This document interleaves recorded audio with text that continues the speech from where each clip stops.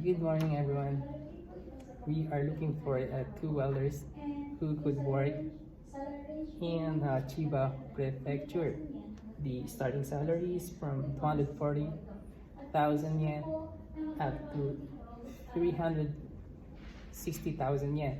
The working hours is from 8 a.m. up to 5 p.m. in the afternoon. It requires a daily conversational level of Japanese. If you want to apply for this job, you can come and visit our office in Kanda, Tokyo. Here with this address, or you can call this number. We conduct a job fair every Monday, Wednesday, Friday at 11 a.m. while every Tuesday, Thursday, Saturday, and Sunday at 2 p.m.